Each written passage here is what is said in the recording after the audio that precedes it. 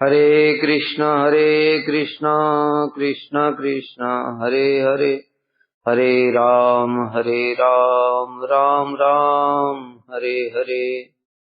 श्री बृहद भागवतामृतम द्वितीय खंड द्वितीय अध्याय।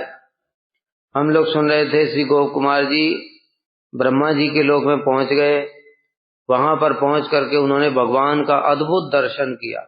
सहस्र शीर्षा पुरुषः सहस्राक्ष सहस्रपाद। और देखा ब्रह्मा जी उनकी स्तुतियां कर रहे हैं, नारद जी कीर्तन कर रहे हैं, कीर्तन में मग्न होकर के आनंद से नृत्य कर रहे हैं।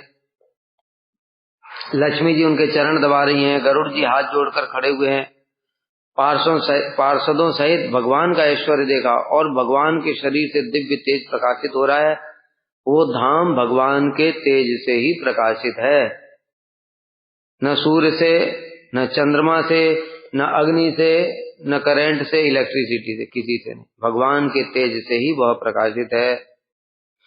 ये सब देखा और भगवान ब्रह्मा जी के कान में धीरे धीरे रहस्य की बात बता रहे हैं।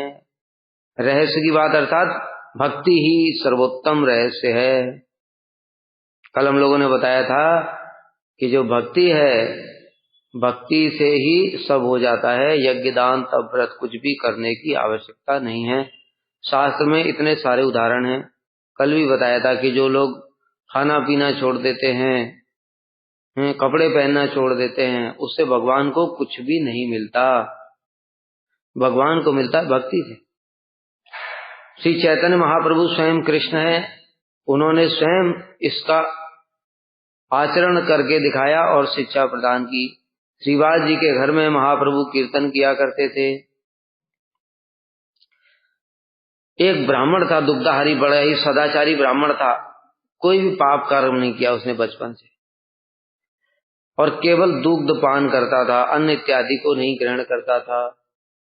उसने श्रीवास पंडित जी से प्रार्थना करी, प्रभु एक बार महाप्रभु का दर्शन करवा दो कीर्तन करते हुए। श्रीवास जी ने देखा ये सदाचारी ब्राह्मण है और निष्पाप है, तो भक्तों का चित्त तो बड़ा द्रवित होता है। इसलिए उन्होंने कहा ठीक है, मैं तुमको छुपा देता हूं, तुम छुप करके ही दर्शन करना। अपने घर के भीतर में छुपा दिया। नृत्य प्रारंभ हुआ। प्रभु तो अंतर्यामी है। नृत्य प्रारंभ होते ही कहने लगे, श्रीवास आज नृत्य में आनंद नहीं हो रहा है, ऐसा लगता है कोई विजाती व्यक्ति यहाँ पर है।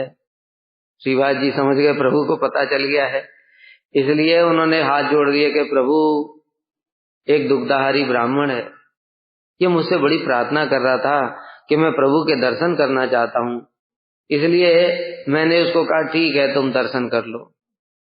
और प्रभु के सामने वो आ गया ब्राह्मण। तो प्रभु थोड़ा क्रोध प्रकाशित करते हुए बोले, अरे ब्राह्मण, अगर दुग्ध पान करने से ही कृष्ण मिल जाते तो गाय का बछड़ा तो दूध ही पीता है, उसको नहीं मिल जाते। मतलब क्या, तुम कुछ भी छोड़ दो, कुछ भी ग्रहण करो, कुछ भी करो, इससे कृष्ण को कोई फायदा नहीं है। कृष्ण मिलेंगे भजन करने से, और भजन का मतलब है नवदा भक्ति और भगवान की सेवा। प्रेममयी सेवा से ही प्राप्त होंगे भगवान। तो प्रभु की बात सुन करके वो ब्राह्मण उनके शरणागत हो गया, भक्त बन गया। और उसने जो अपना ये हठ योग है कि मैं केवल दूध पान करूंगा, ये सब छोड़ दिया और भक्ति करने लगा। तो इससे प्रमाण हो जाता है कि कुछ भी करो, तुम दूध छोड़ो, दूध को भी छोड़ दो, हवा पान करो, हवा को भी छोड़ दो, कुछ मत पान करो हिरण्यकश्यपु की तरह, तो भी भगवान संतुष्ट नहीं हो सकते। भक्त्या तुष्यत केवलम न च गुणई, केवल भगवान भक्ति से ही संतुष्ट होते हैं, गुणों के द्वारा संतुष्ट नहीं होते। इसलिए वहां पर देखा कि जो भगवान के पार्षदगण इस प्रकार से सेवा कर रहे हैं, और भगवान ब्रह्मा जी के कान में भक्ति का रहस्य धीरे धीरे बता रहे, क्योंकि बड़ा गूढ़ था। गूढ़ बात सबके सामने नहीं बताई जाती। शास्त्र में एक श्लोक है, ऐसा एक श्लोक है, उसमें बताया कि जो गुरु जी को विश्रम्भ भाव से अंतरंग रूप से सेवा करता है, गुरु उसके सामने अपने गूढ़ हृदय के अर्थों को भी प्रकाशित करते हैं। गूढ़ मतलब क्या है? गूढ़ मतलब ये नहीं है कि वो भक्ति रसामृत सिंधु पढ़ा देंगे तुमको, वो बृहद भागवतामृत पढ़ा देंगे तुमको, उपदेशामृत मना से सब याद करा देंगे, ये गूढ़ नहीं है। गूढ़ है उन्होंने क्या क्या अनुभव किया है, वो कहीं किताब में लिखा नहीं होता है, और वो किताब में लिखा ही नहीं जा सकता। जो अनुभूतियां हैं वो किताब में नहीं लिखी जा सकती। निष्ठा वाले साधक के लक्षण क्या होते हैं, उसमें निरंतरता आ जाती है, इतना ही बताया जा सकता है। अब भीतर में क्या होता है ये कैसे बताएं? निरंतरता कैसे आ जाती है? आखिर उसके अंदर में ऐसा क्या चेंज हो जाता है कि उसके अंदर निरंतरता आ जाती है? कई लोगों को दूसरों की निरंतरता देख करके भ्रम हो जाता है। अरे हमने तो जगत में देखा कितने लोगों की निरंतरता, पढ़ाई में ऐसी निरंतरता देखी कि हम तो हैरान है, आज तक साधुओं में ऐसी निरंतरता दिखाई नहीं। तो भक्ति में आ जाएंगे तो वो क्या निष्ठा में आ गए? इसलिए केवल निरंतरता ही नहीं है, बहुत कुछ है साथ में। और वो बहुत कुछ क्या है अब कैसे बताएं? जिसके अंदर निरंतरता निष्ठा है उसको पता है, तो वो जो होता है, जो उनके शरणागत हो जाता है, जो उनकी विश्रम भाव से सेवा करता है, उसकी उपलब्धि हो जाती है उसकी कृपा से। ये गूढ़ रहस्य ये होता है, तब उसको समझ में आता है ये गूढ़ रहस्य है। तब तक वो क्या समझेगा, गुरु जी ने इतना बड़ा बड़ा ऐसा ऐसा शास्त्र की बात बताया, कभी सुना नहीं था। ये भी गूढ़ है, एक लेवल तक ही गूढ़ है, उसके ऊपर अनुभूति ही गूढ़ रहस्य है। तो ब्रह्मा जी को वो सब तत्व हृदय में प्रकाशित भी कर दिया भगवान ने, और यह सब दे करके गोप कुमार जी प्रेम में मूर्छित होकर के गिर पड़े। जब मूर्छित हो गए, लक्ष्मी जी ने देखा छोटा बालक यहाँ तक आ गया है, और लक्ष्मी जी बताए ना कोई साधारण थोड़ी है, राधा जी ही तो लक्ष्मी जी है, कृष्ण ही तो नारायण है। तो इसलिए वो जानती हैं ये गोप कुमार कौन है, इसलिए बड़े प्रेम करने लगी उनको, उनके पास में आई, लालन पालन करने लगी, सिर पर हाथ फिराया, जल के छींटे मारे, सिर पर जैसे ही हाथ फिराया, अभी लक्ष्मी जी का अमृत हस्त तथा भगवान की स्वरूप शक्ति है, इसलिए उनके स्पर्श मात्र से ही गोप कुमार की मूर्छा टूट गई। और फिर उनको पकड़ करके, बेटा आओ चलो तुम्हें मैं प्रभु के पास ले जाती हूँ। गोप कुमार को ले भगवंतम मुहु पश्यन् प्रणमन्नवदं मनः निजेप्सितांत अद्यागा निश्चलम त्वं मुदं भज। भगवंतम मुहु पश्यन्, मैंने बार बार, मुहु मैंने बार बार, पश्यंतम भगवंतम, भगवान को दर्शन किया, बार बार दर्शन करते, बार बार दर्शन करते, और उनको प्रणाम करते हुए मन ही मन कहा, प्रणाम किया। निजेप्सितम, निजेप्सित अंतम, अपना जो अभीष्ट था उसका भी अंत, मतलब चरम सीमा। जो उनका अभीष्ट क्या था, भगवान के स्वरूप का दर्शन करूं। दर्शन भी कौन सा, उनको पता नहीं था ये सर्वोत्तम है, लेकिन जब अनुभव किया, वही तो बता रहे। अभी हम ये बात कैसे समझ सकते हैं? देखो जगदीश्वर उपेंद्र भी हैं, वामन देव, जगदीश्वर यज्ञेश्वर भी हैं, जगदीश्वर तपोलोक में नर नारायण भी हैं, जगदीश्वर सहस्र शीर्षा भी हैं। हमको कैसे पता चलेगा ये सबसे श्रेष्ठ? ये किसी तत्व से पता नहीं चल सकता है। कृष्ण भी वही है। अभी हम बुद्धि से सोचने लग जाएं कि कृष्ण ही नारायण है, कृष्ण ही विष्णु है, कृष्ण ही नरसिंह है, वामन है, सब कुछ है, तो फिर ऐसा क्या सौंदर्य होता होगा? ये बात बुद्धि से कैसे समझ में आई? ये देख रहे हैं सारा, इसलिए इन्होंने देखा कि इससे सुंदर रूप और कोई नहीं हो सकता। इसलिए कह रहे हैं कि मन ही मन, अपने मन, निश्चलम त्वं मुदं भज, हे मन तुमने अपने अभीष्ट की अंतिम सीमा को प्राप्त कर लिया है, इसलिए अब स्थिर होकर के आनंद का भोग करो, इससे ऊपर और कुछ भी नहीं है। अपने मन को ऐसी बात कह रहे। निज अर्थात हे मन, तुमने अब अपनी वांछित चरम इष्ट वस्तु को प्राप्त कर लिया है, जो तुम देखना चाहते थे। इससे श्रेष्ठ और कुछ भी नहीं है, क्योंकि ऐसा पहले कभी भी अनुभव नहीं। अतएव चंचलता का परित्याग। अब तो कम से कम चंचलता छोड़ दे, ये देखूंगा वो देखूंगा, इधर जाऊंगा, ब्रज में जाऊंगा, पुरी में जाऊंगा, जगन्नाथ जी का दर्शन करूंगा, ये चंचलता तो छोड़ दे कम से कम। इनकी ये चंचलता भी हमारे लिए क्या है, इष्ट है हमारा ये। इनकी चंचलता जागतिक नहीं है। जैसे हमारा मन है कथा में बैठे इधर उधर घूम रहा है विषयों में, ये चंचलता है। लेकिन ऐसी चंचलता साधारण नहीं है।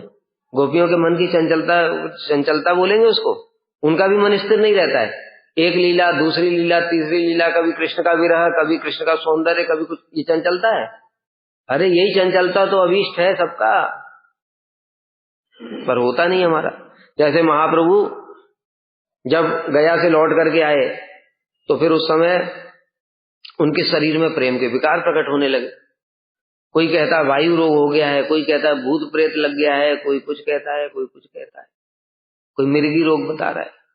बड़े परेशान माता जी, माँ बड़ी परेशान हो गई। जब श्रीवास पंडित जी आए, उन्होंने देखा और देख करके कहने लगे, अरे तुमको जो रोग है वही तो हमारा अभीष्ट है। हम भी तो ये चाहते हैं ये रोग मिल जाए हमको। क्यों? ये रोग नहीं है, ये महाप्रेम के विकार हैं। प्रेम भी नहीं, महाप्रेम के विकार।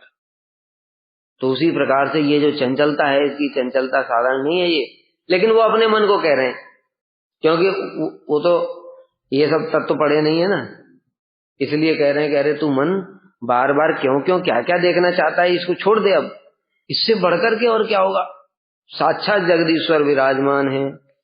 अतएव चंचलता का परित्याग कर स्थिर भाव से इन जगदीश्वर का भजन करो। और आनंद, मतलब वहां इतना आनंद हुआ, मूर्छित हो गए, इसलिए यहां पर ही रहो। अशेष शोक संत्रास सदुख हीनम इदम पदम परमर्धि परानंद निचितम जगत अर्चितम। अशेष शोक संत्रास दुख हीनम, ये जो सत्य लोक है, यहाँ पर किसी प्रकार का शोक नहीं है, किसी प्रकार का भय नहीं है। भय कैसा होता है, शोक क्या होता है? शोक होता है जब कोई अभीष्ट वस्तु हमको प्राप्त हो गई, कोई वस्तु, और वो जब हमसे दूर हो जाए तो शोक होता है। जैसे मोबाइल मिला था, जैसे तैसे पॉकेट मनी इकट्ठा कर करके 100, 200, 500 रुपये इकट्ठा करके 10,000 का मोबाइल लिया, चोरी हो गया। अभी शोक होगा कि नहीं होगा? भय क्या होता है? मृत्यु का भय, सबसे बड़ा भय। भय अनेक प्रकार के हैं, लेकिन मृत्यु का भय उसमें सबसे बड़ा है। सत्य लोक में कोई मृत्यु का भी भय नहीं है, क्योंकि वहां पर मृत्यु नहीं होती। इतनी मतलब उम्र इतनी ज्यादा है, वो अमर के समान ही। उनकी मृत्यु को क्या बोले, जब इंद्र को ही कहते हैं ये अमर है। इंद्र की उम्र कितनी है? कुछ भी नहीं है। 43,20,000 इंटू 71, इतनी सी उम्र है।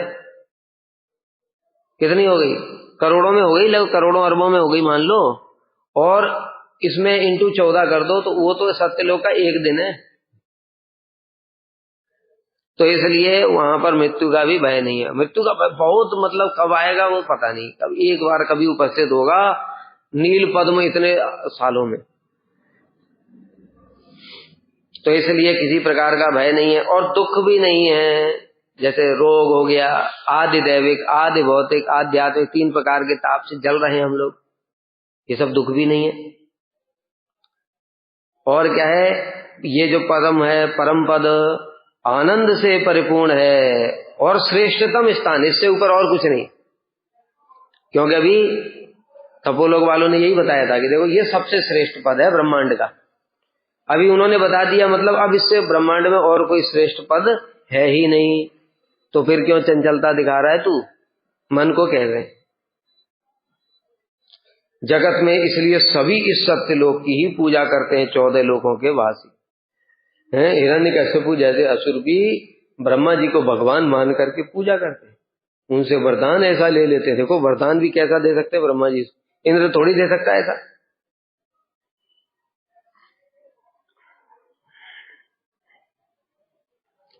यादृश संभवेत भ्रातर जगदीशश्च तादृशः भाति अशेष महत्तायाः पराम काष्ठाम गतः स्फुटम।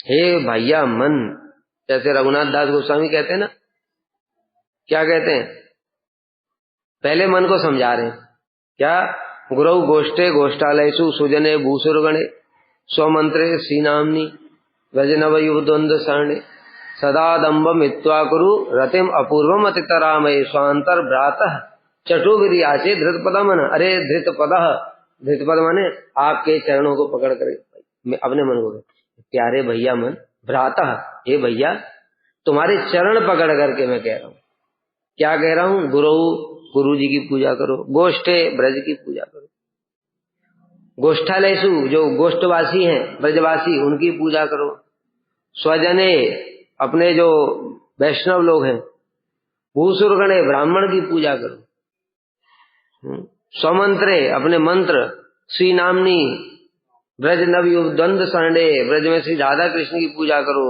सदा दम्भम हित्वा करो। अरे तेरे अंदर जो अहंकार भरा पड़ा है ना, मैं इतना श्रेष्ठ हूं, मैं दूसरों की पूजा क्यों करूंगा, तो भाई इसको छोड़ दे। तेरे हाथ पकड़ करके, पैर पकड़ करके, जोड़ करके हाथ तुझसे प्रार्थना कर रहा हूं, इसको छोड़ दे। फिर देखा कि वो नहीं सुनता है तो फिर क्या कह रहे हैं, अरे चेतः प्रोद्दत कपट कुटिनाटी भरकरा चरण मूत्रे स्नात्वा दर्श कथमानोपि माम। फिर गाली दे रहे हैं, अरे चेता, अरे मन, प्रोद्दत कपट कुटिनाटी, ये कपटता कुटिनाटी को छोड़ क्यों नहीं देता, और ये कपटता और कुटिनाटी रूप गधे के मूत्र में स्नान कर रहा है,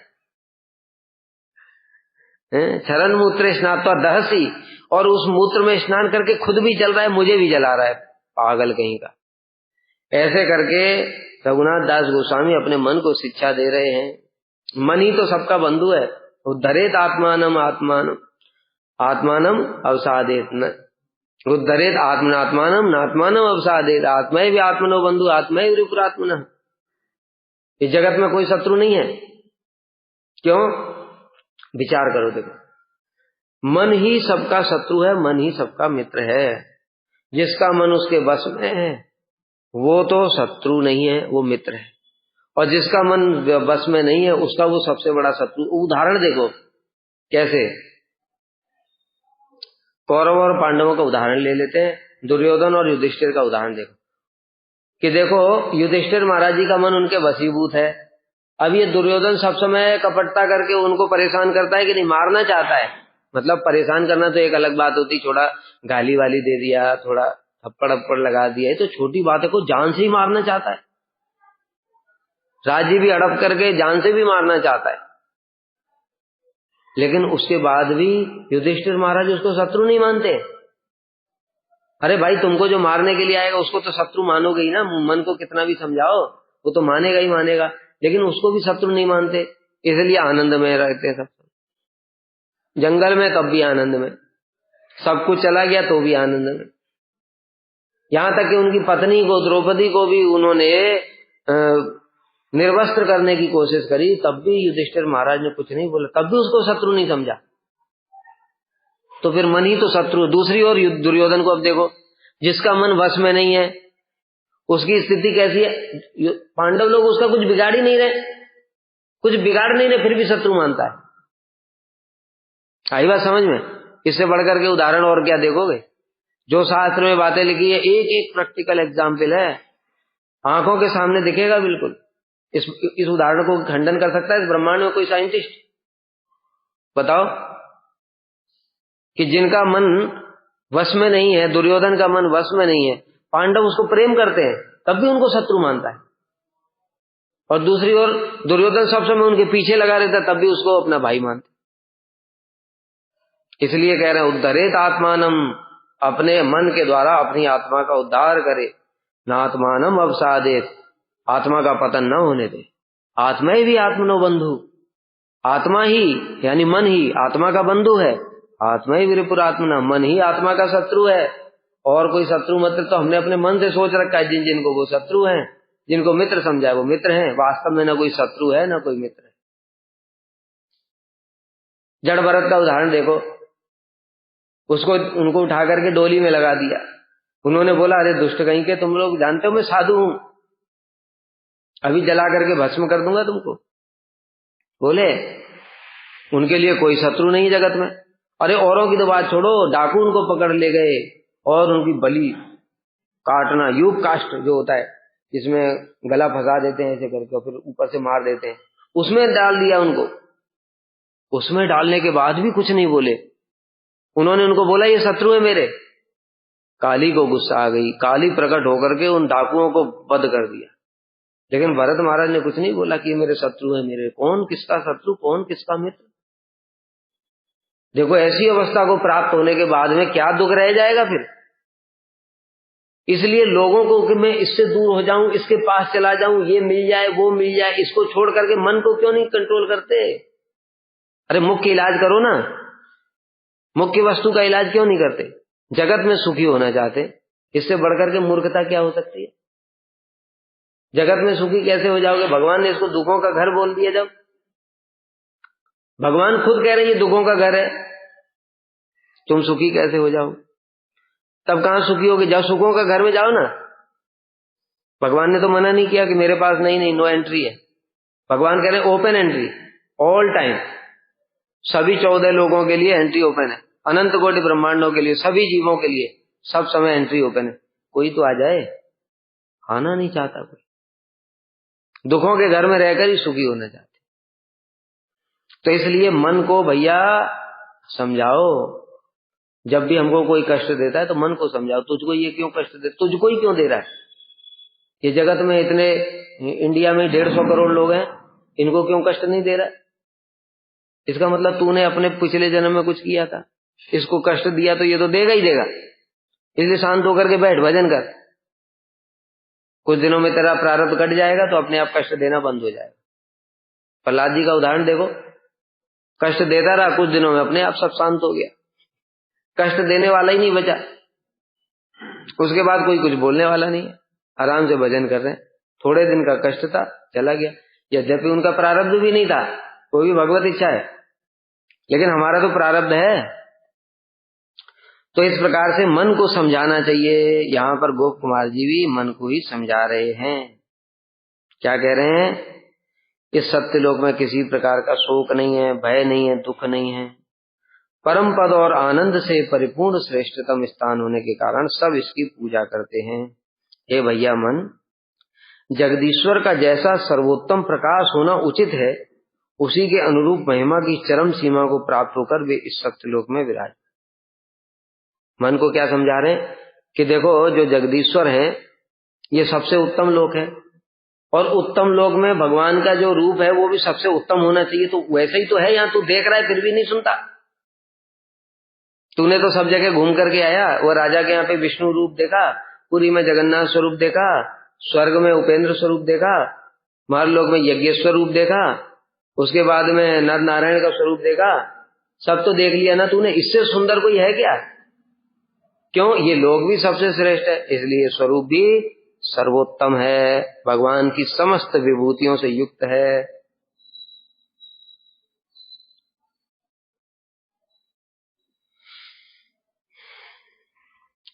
जगदीश्वर की भगवत्ता इस सत्यलोक में स्पष्ट रूप से व्यक्त हुई है। इसका कारण है कि अनंत आकृति, सौंदर्य, पूर्ण वैभव इत्यादि के महत्व द्वारा चरम सीमा को प्राप्त होकर भगवान यहाँ विराज। सारी विभूतियां यहाँ प्रकाश। बताए ना, उपेंद्र थोड़ा सा आते थे, केवल थोड़ा सा ऐश्वर्य तो भगवान का रहेगा ही रहेगा, सौंदर्य भी रहेगा, लेकिन यहाँ तो पूर्ण ऐश्वर्य।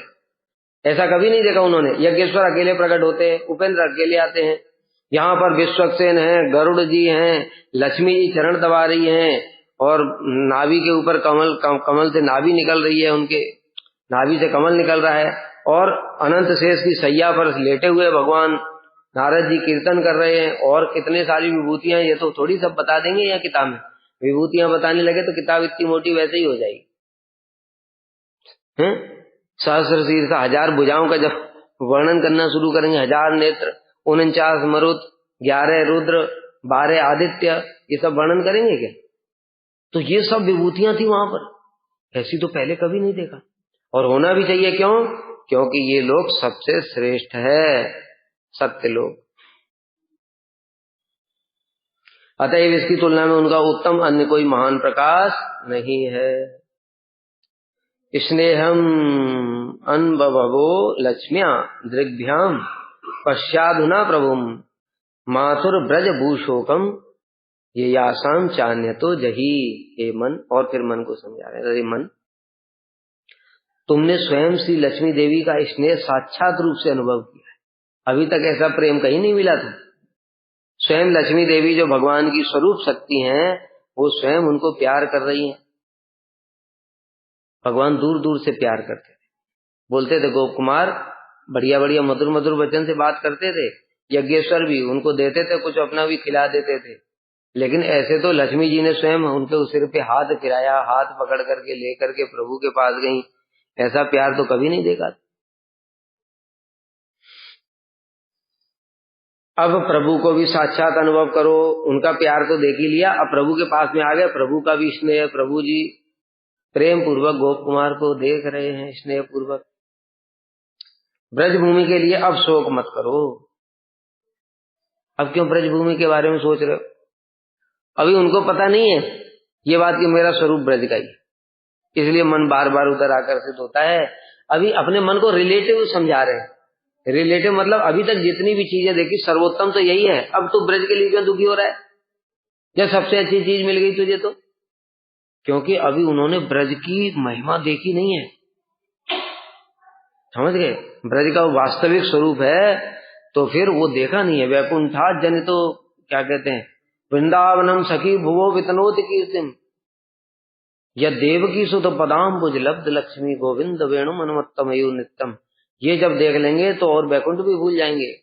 वृंदावन की जो कीर्ति है वो वैकुंठ को भी पराभूत कर रही है। ऐसी कीर्ति अभी देखी नहीं इन्होंने। लेकिन स्वरूप है ब्रज का, इसलिए मन बार बार ब्रज की ओर खींचता है, अपने आप ऑटोमेटिक मंत्र खींचता है। मंत्र उनको अपने आप खींच करके ब्रज की ओर ले जाता है। लेकिन अभी ये कह रहे हैं कि तो ब्रज में क्या रखा है? ऐसा देखा तो भगवान का स्वरूप ब्रज में तुमने? अभी उन्होंने ब्रज वाला स्वरूप देखा नहीं है, वो देखेंगे तो बिल्कुल सब भूल जाएंगे। तो इसलिए ऐसा सोच करके कह रहे हैं कि जो देखो तू अब ब्रज की चिंता क्यों कर रहा है? यहाँ तो लक्ष्मी जी हैं, यहाँ भगवान जगदीश्वर साक्षात समस्त विभूतियों के साथ में विराजमान हैं। इसलिए ब्रज के लिए शोक मत कर और स्थिर हो जा। स्थिर होकर के यहाँ वास करो और अन्यत्र जाने की इच्छा भी त्याग दो। सर्व विलक्षण विशेषता के बारे में बता रहे हैं। हे मन, तुमने लक्ष्मी देवी का स्नेह देखा, उनके तुम्हें चेतन करने के लिए जो उन्होंने लालन पालन किया था, छींटे मारे पानी के, प्यार से तुम्हारे ऊपर हाथ फिराया, और नेत्रों के द्वारा प्रभु जगदीश्वर का भी दर्शन करो। इनके द्वारा, इस वचन के द्वारा जगदीश्वर का तपोलोक से भी विशेष उत्कर्ष प्रकाशित हो रहा है। अब बोलने की आवश्यकता ही नहीं है, पहले ही बता चुके हैं। यहाँ जो विभूतियां हैं सत्यलोक में, ऐसा विभूति भगवान ने अन्य कहीं प्रकाशित ही नहीं किया। अतएव माथुर ब्रज भूमि का विच्छेद शोक परित्याग करो और नीलाचल जाने की इच्छा भी छोड़ दो। जगदीशाद द्विधातेव लालनम चेदभीप्ससि तन महापुरुष आदिष्ट मंत्र शक्त्या फलिष्यति। क्या बता रहे हैं? हे मन, श्री जगदीश्वर विधाता ब्रह्मा का जिस प्रकार लालन पालन करते हैं, लालनम चेद ईप्ससि, अभीप्ससि, अगर तुम उसकी इच्छा करते हो कि तुमको भी भगवान ऐसे प्यार करें जैसे ब्रह्मा जी को कर रहे थे, ऐसे अगर तुमको प्यार करें तो तन महापुरुष आदिष्ट मंत्र शक्तिया, वो जो गुरु जी ने मंत्र दिया था, महापुरुष ने महाशक्तिशाली मंत्र दिया, तो ऐसा विश्वास होना चाहिए गुरु जी के मंत्र में। पर हमको विश्वास क्यों नहीं हो रहा है? क्यों? हमने गोप कुमार की तरह कुछ देखा ही नहीं। जब गोप कुमार की तरह तुम्हें एक बार भी अनुभूति हो जाएगी ना, तब विश्वास होगा। वो निष्ठा से पहले नहीं होगा। इसलिए साधारण बात नहीं, जब तक अनर्थ है तब तक इसका मंत्र की शक्ति कैसे दिखाई देगी? अनर्थों से जूझने में ही तो सारी शक्ति जा रही है। इसलिए निष्ठा वाले साधक को थोड़ा थोड़ा दिखना शुरू, निष्ठा तो इसलिए ही आती है उसकी। अगर कुछ दिखेगा नहीं तो वो निष्ठा में भी नहीं आएगा। अनर्थग्रस्त साधक को थोड़ा थोड़ा, जैसे जब उत्साहमयी घनतरला व्यूढ़ विकल्पा विषय संग्रह के ऊपर थोड़ा निकलेगा, तब थोड़ी थोड़ी अनुभूति शुरू हो जाएगी। छोटी छोटी, वो छोटी अनुभूतियां उसके लिए बड़ी होती हैं। छोटी छोटी अनुभूतियां मतलब जैसे शास्त्र की बातें जो अभी बताया, मन हमारा शत्रु मन मित्र, उसको दिखेगा, हृदय में बैठ जाएगा कि अरे हाँ यही तो हो रहा है। ये अनुभूति मान करके कहेगा वाह गुरु जी की कृपा हो गई, उसको ही गुरु कृपा मान रहा है। उसके और ऊपर उठेगा निष्ठा में, तब देखेगा मेरे भजन में इतनी बाधाएं आती हैं फिर भी निरंतरता कैसे है, ये तो आश्चर्य है, ये चमत्कार है। वही दूसरी चीजों को देख करके, दूसरे लोगों को देख करके वो गिरे पड़े मरे पड़े, मैं कैसे कर पा रहा हूं। जब वो देखेगा ये मंत्र की शक्ति महाशक्ति है, और शरणागत हो जाएगा। फिर उसके बाद में रुचि आ जाएगी जब, और उसको उपलब्धि होगी। अभी उपलब्धि इसकी बहुत बड़ी हो गई, क्या सब समय आनंद। अभी मंत्र की शक्ति के प्रभाव से किसी ने अपमान कर दिया, किसी ने करोड़ रुपया चुरा लिया, किसी ने कुछ कर दिया, किसी ने कुछ कर दिया, फिर भी आनंद, ऐसा कैसे संभव है। अरे इसके लिए तो मैंने जिंदगी भर कितनी चेष्टा करी कि कम से कम आनंद ना हो तो दुख ना हो, मैं तो उस दुख को ही नहीं रोक पा रहा था, और अभी चित्त में सब समय आनंद मंत्र के प्रभाव से। अरे चमत्कार है ये। ऐसे अनुभूति होगी। जैसे जैसे अनुभूति बढ़ती जाएगी शरणागति भी बढ़ती जाएगी। तो गोप कुमार का देखो ऐसा ही है, ब्राह्मण का भी ऐसा ही है, सबका ऐसा ही होता है। लेकिन धीरे धीरे होगा। तब तक गुरु के वचनों में विश्वास रखो, दृढ़ श्रद्धा। तो वे महापुरुष तन महापुरुष आदिष्ट मंत्र शक्तिया, उनके महापुरुष जो गुरु जी हैं उनके द्वारा आदेश की गए मंत्र शक्ति के प्रभाव से फलिष्यति, निश्चित रूप से प्राप्त हो जाएगा, वो भी तुमको प्राप्त हो जाएगा। हे मन, यदि जगदीश्वर से ब्रह्मा की भांति लालन आदि पाने की इच्छा करते हो तो तुम उन अनिर्वचनीय महापुरुष द्वारा उपदिष्ट मंत्र का जप करो। जप के प्रभाव से शीघ्र ही तुम्हें वह भी प्राप्त होगा। क्या? ब्रह्मा का पद। अभी देखो ब्रह्मा जी के पद पर इच्छा आ गई, लेकिन वही है, उनकी इच्छा ब्रह्मा पद के लिए है ही नहीं। उनकी इच्छा किस लिए है? भगवान की सेवा के लिए। सेवा के लिए तो मंत्र काम करेगा, सेवा के लिए नहीं है तो मंत्र काम नहीं करेगा, क्योंकि मंत्र प्रभु है, मंत्र जगदीश्वर है, वो देख रहे हैं हृदय में इसकी कामना है। अरे मंत्र अगर सेवा के लिए तुम नहीं करोगे तो मंत्र वहां से अनर्थ से ऊपर नहीं ले जाएगा तुमको। क्यों ले जाएगा तुमको? हाँ, कामना जरूर पूरी कर देगा, और ऐसा मोहित करेगा कि तुम विषय भोग को ही भक्ति समझ लोगे, क्योंकि तुम वंचना कर रहे हो मंत्र प्रभु की, और मंत्र प्रभु तुम्हारी वंचना कर रहे हैं। गति वंचित वंचक अचिंत्य पदम। जो वंचक हैं उनके लिए तो प्रभुपाद के चरण अचिंत्य हैं, उनकी वंचना कर देते हैं प्रभुपाद। ऐसा उनको माया में फंसा करके उनकी वंचना कर देते हैं, उनको भी पता नहीं चलता, सोचते प्रभुपाद की कृपा हो रही है, उनके पास में बढ़िया बढ़िया धन ऐश्वर्य पद, लोग फॉलोअर बढ़ रहे हैं, वो सोच रहे वाह प्रभुपाद की कृपा से सब हो रहा है। उनको पता नहीं चला प्रभुपाद ने तो वंचना कर दी। और दूसरी ओर जो प्रभुपाद जी के शरणागत हैं, कैसे? विषयी दुर्जन सदा पापे रत किचु नहीं, उनके लिए गति है, उनको ऐसी उपलब्धि करा देंगे, मंत्र की शक्ति उनको दिखने लगेगी, उनको वास्तविक वस्तु प्राप्त हो जाएगी। तो इसलिए यहाँ पर जो गोप कुमार का मंत्र काम करता है, साथ ही साथ फल देता है, कारण उसका यही है, गोप कुमार निष्कपट है, एकमात्र भगवान की सेवा के अतिरिक्त तो उनकी दूसरी कोई कामना ही नहीं। ऐसे साधक को पहले बनना पड़ेगा। ये जब बन जाएगा तब जाकर के वो मंत्र प्रभु शक्ति दिखानी शुरू करेंगे। नाम प्रभु, मंत्र प्रभु, वैष्णव, गुरु, सबके तुमको वास्तविक स्वरूप धीरे धीरे समझ में आएंगे। तत्व सिद्धांत से प्रारंभ होगा, तत्व सिद्धांत पहले क्लियर होने लगेगा। अभी जहां जहां बुद्धि घूमती रहती, इतना माथा मारते हैं ऐसा कैसे हो गया, पर समझ ही नहीं पाते। 100 बार कोई भी 100 वैष्णव एक ही प्रश्न का उत्तर ठीक बता रहे हैं वो तो अपने हिसाब से, तब भी बुद्धि में घुसता नहीं है। कारण क्या है? अभी कपटता है भीतर में, इसलिए कुछ भी काम नहीं कर रहा है। यहां तक कि बुद्धि भी ट्रांसपेरेंट, पारदर्शी नहीं हो पा रही। जैसे ही निष्कपट होना शुरू होता है, सबसे पहले बुद्धि पारदर्शी होती है क्योंकि कुछ धारण करने की शक्ति आएगी तब तो उसमें धारण अनुभूतियां कर पाएगा। अनुभूति कहां धारण करेगा? उसके लिए तो योग्यता होनी चाहिए। हृदय तो वैसा योग्य होना चाहिए अनुभूति धारण करने लायक। एक कपटी, कामी, क्रोधी, पापी, दुष्ट हृदय को उसमें अनुभूति कैसे धारण हो पाएगी? अरे वो देखने पर भी नहीं दिखेगा उसको। मान लो गुरु जी कभी कृपा करके कुछ दिखा भी देना तो उसमें भी मोहित हो जाएगा वो, दुर्योधन की तरह। ये तो चमत्कार है ऐसा। इसलिए मन यदि जगदीश्वर से ब्रह्मा की भांति लालन पालन आदि प्राप्त करना चाहते हो तो अनिर्वचनीय महापुरुष गुरु जी द्वारा उपदिष्ट मंत्र का जप करो। जप के प्रभाव से तुम्हें वह भी प्राप्त हो जाएगा।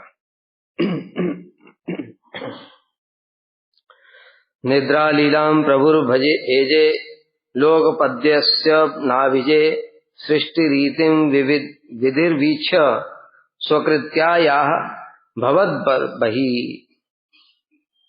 क्या बता रहे? निद्रा लीलाम प्रभुर भेजे। ये ब्राह्मण किसको बता रहे हैं? माथुर ब्राह्मण, गोप कुमार। तदनंतर प्रभुर भेजे, प्रभु ने निद्रा लीलाम, निद्रा लीला का प्रकाश किया।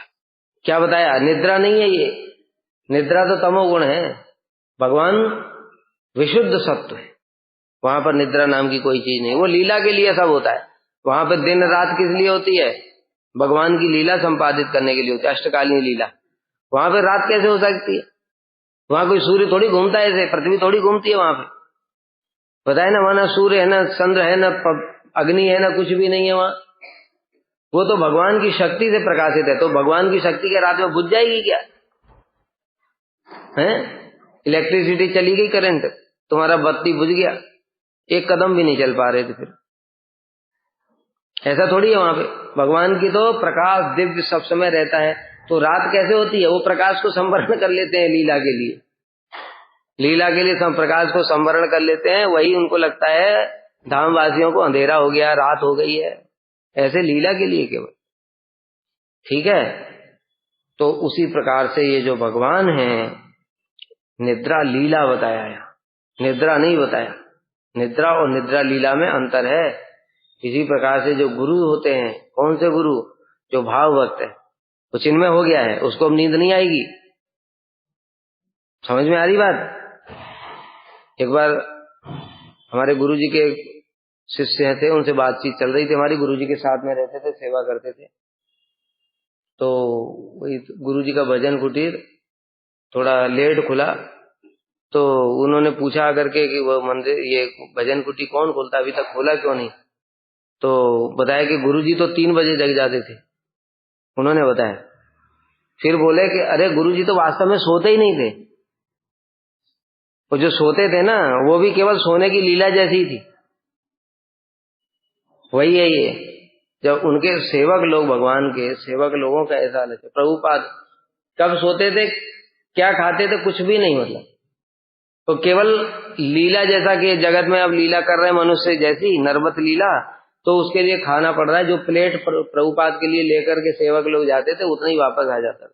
क्या खाया पता नहीं। समझ में आ रही बात?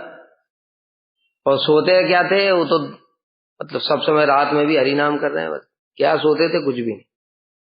तो जब भगवान के सेवक लोग, रघुनाथ दास गोस्वामी देखो, 22.5 घंटा भजन, 1.5 घंटा सोना। अब वो जो था 1.5 घंटा कोई सो रहे हैं, वो सोने की लीला मात्र ही है उनकी।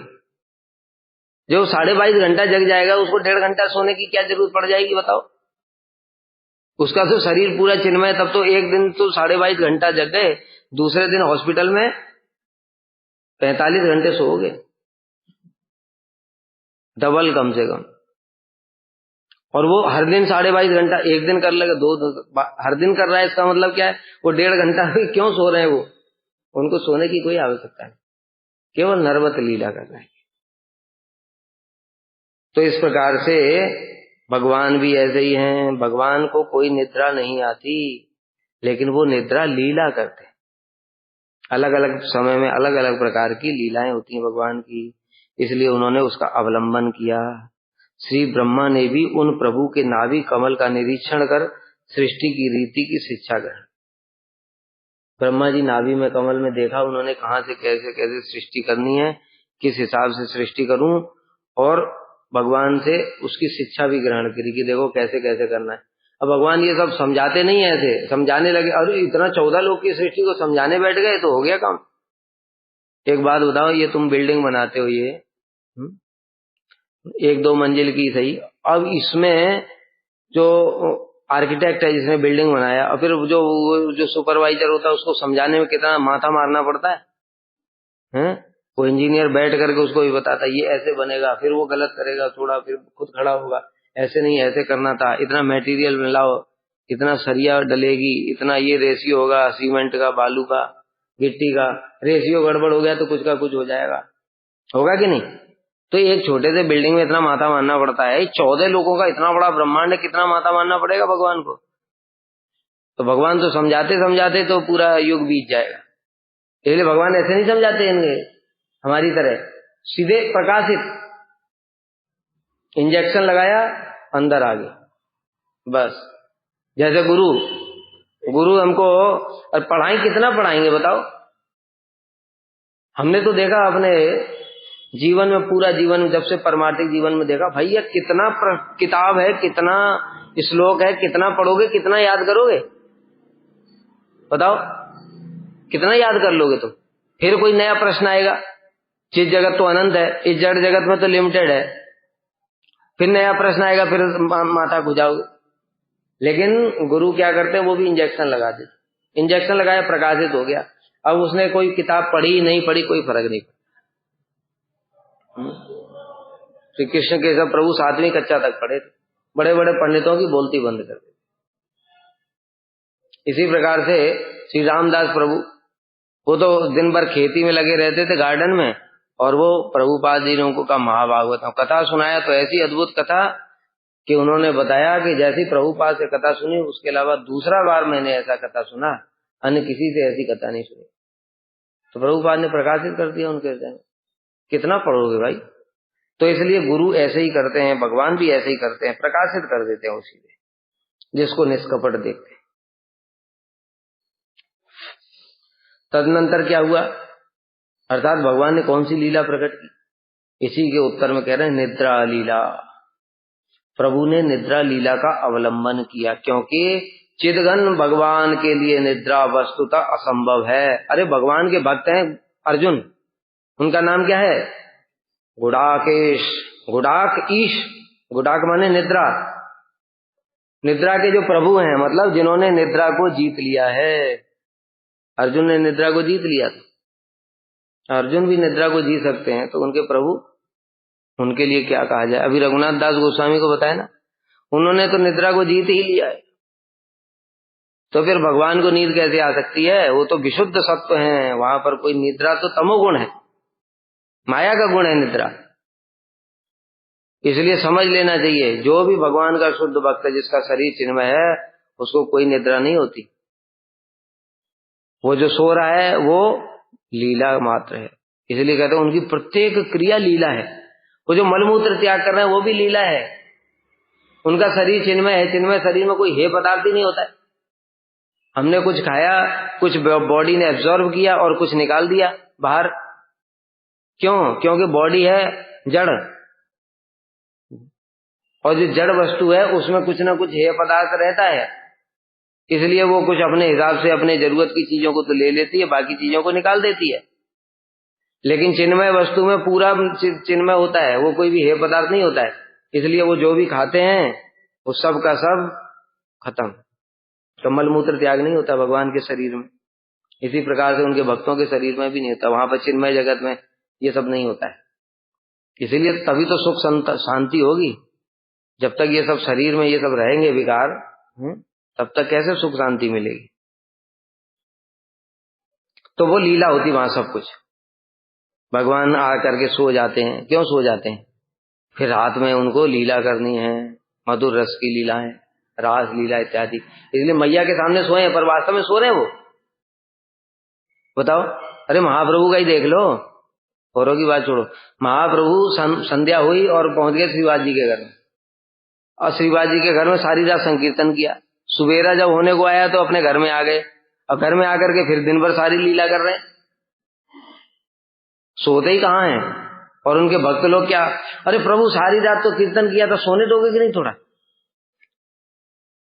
ऐसा बोला किसी ने। शिवाजी ने कहे अभी सारी रात तो कीर्तन किया था, थक गए ना हम, कितना करेंगे, आप अपने घर जाओ, आपको जो करना है करो, हम सो रहे हैं। फिर भक्त लोग भी सारे फिर साथ में, सारे दिन भर लीला चल रही है, फिर रात में संकीर्तन रात चल रहा है, फिर दिन भर अगले दिन लीला चल रही है, फिर सारी रात कीर्तन चल रहा है। रोज का यही काम है। सोते कब हैं? सोते नहीं है, वो लीला करते हैं। तत्पश्चात जब भगवान ने लीला की, निद्रा लीला, तत्पश्चात ब्रह्मा ने प्रभु की 14 भुवनात्मक नाभि कमल का निरीक्षण कर, नाभि में ही 14 कमल हैं, ठीक है, सूक्ष्म रूप में होंगे, उन सूक्ष्म रूप में निरीक्षण किया, उससे उनको आइडिया हो गया कि इसी प्रकार से ये स्थूल रूप में बनाने। ये सब अचिंत्य व्यापार है, ज्यादा दिमाग मत लगाओ। जगत सृष्टि की रीति की शिक्षा ग्रहण की, अर्थात शीघ्रता पूर्वक सृष्टि कार्य को पूर्ण करने के लिए उस नाभि कमल के प्रति दृष्टिपात कर ब्रह्मांड रचना रूप अपने कर्तव्य की शिक्षा की। मतलब वो नाभि का कमल देखा, कमल में ही 14 अंदर 14 ब्रह्मांड, 14 लोक का ब्रह्मांड सूक्ष्म रूप में देखा, कैसे कैसे कंस्ट्रक्शन ऐसे ऐसे करना है, उसी से समझ गए। बाकी भगवान ने शक्ति संचरित कर दी, सब हृदय में प्रकाशित हो गया, उसके आधार पर ही सृष्टि करने के लिए तैयार हुए। तत्पश्चात वे अपने कर्तव्य का पालन करने के लिए भगवान के ग्रह से बाहर आ गए और अपने निवास स्थान पर चले। ब्रह्मा जी अभी भगवान के पास में थे, वहीं पर गोप कुमार डायरेक्ट पहुंचे थे। अब बाहर आए ब्रह्मा जी, अपने सत्यलोक में जो उनका घर है वहां पर आए। अब उनको सृष्टि करनी है, वहां से आइडिया लेकर गए, भगवान ने शक्ति संचार किया और गूढ़ रहस्य बताया, जो चतुश्लोकी भागवत में गूढ़ रहस्य भक्ति, वो बता दिया कि देखो ये भक्ति है, ये सबसे गूढ़ है, और ये तुम भी गूढ़ ही रखना, और इसका अवलंबन करते हुए सृष्टि करना, तो ये तुमको बांधेगी नहीं तो तुम खुद भी इसमें फंस जाओगे। भगवान की माया इतनी प्रबल है, अगर भक्ति का आश्रय लेकर के कुछ काम किया तो बचे रहोगे।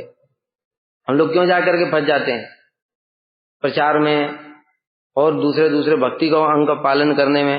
भक्ति का आश्रय नहीं लेते हम, ऊपर से अभिनय करते आश्रय लेने का, और भीतर में कामना रहती है, मैंने ये कर दिया, मैंने प्रचार कर दिया, मैंने इतने लोगों को बना दिया, ये कर दिया, वो कर दिया।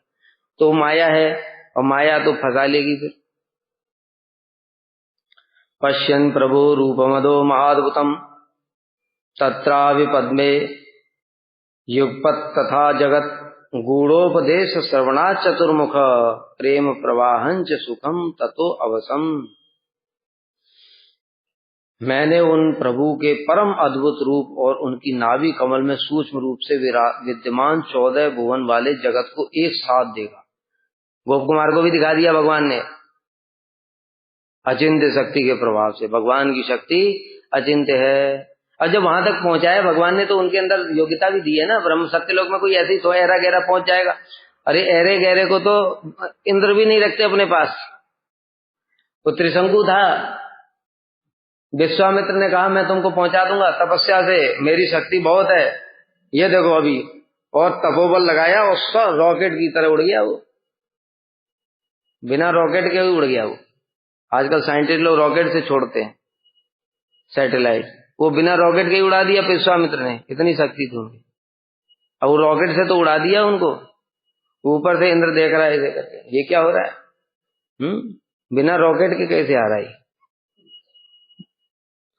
ऊपर से धक्का दे दिया, धक्का दे दिया तो नीचे गिरने लगा, और नीचे गिरने लगा तो फिर विश्वामित्र ने ये क्या हो रहा है, मेरा तपोबल क्या कम है? फिर से ऊपर नीचे से लगाया प्रेशर, फिर ऊपर गया। इंद्र ने देखा कि ये फिर से क्यों आ रहा है, फिर नीचे ढकेल दिया। बेचारा वो तो पागल हो गया दोनों के बीच में, और बीच में ही लटक गया। त्रिशंकु हो गया उसका नाम, और उसके मुंह से उल्टा लटक गया तो मुंह से लार टपक रही है, लार से नदी बहने लगी है, कर्मनाशा नदी, उससे सारे पुण्य छींड़ हो जाते उसमें स्नान करने। अभी देखो ऐसी बात है कि देखो इंद्र भी स्वीकार नहीं करता है अयोग्य व्यक्ति को, क्योंकि ये अयोग्य था। अगर विश्वामित्र स्वयं स्वर्ग में जाते तो मना नहीं कर सकता था इंद्र। विश्वामित्र का महातेजस्वी है, ब्रह्म ऋषि है वो। और ये कुछ भी नहीं है, कोई तपोबल नहीं, यज्ञ दान व्रत जो सिस्टम बनाया भगवान ने वैसा ही नहीं। तो इंद्र भी जब ऐसे अरे गौरे को स्वीकार नहीं करता है। जब गोप कुमार ने मंत्र जप किया तो फिर विमान भेजा गोप कुमार के लिए। अब गोप कुमार को रोकने की दम है इंद्र की? बताओ कैसे रोकेगा? आज्ञा किसने दिया है? उपेंद्र ने दिया है, भगवान ने स्वयं। हे इंद्र, मेरा भक्त है, जाओ विमान भेजो उसके लिए।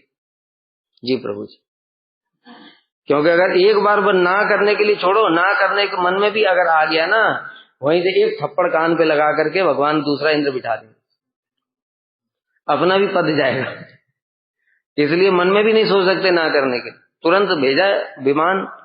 क्यों? क्योंकि गोप कुमार की योग्यता है। इसी प्रकार से योग्यता के द्वारा ही महर लोग, जन लोग, तप लोग सत्यलोक में पहुंचे। तो सत्यलोक में पहुंच गए तो उनकी भगवान के दर्शन की योग्यता है। दर्शन की योग्यता है तो वो दर्शन करने के लिए भी भगवान ने उनको योग्यता दे दी। जो नाभि में कमल में 14 लोग सूक्ष्म रूप में भगवान के विराजमान हैं, वो ब्रह्मा जी ही देख सकते हैं। ये काम ब्रह्मा जी का है, क्योंकि आगे गोप कुमार को ब्रह्मा जी भी बनना है। इसलिए भगवान ने पहले ही उनको दर्शन करा दिया।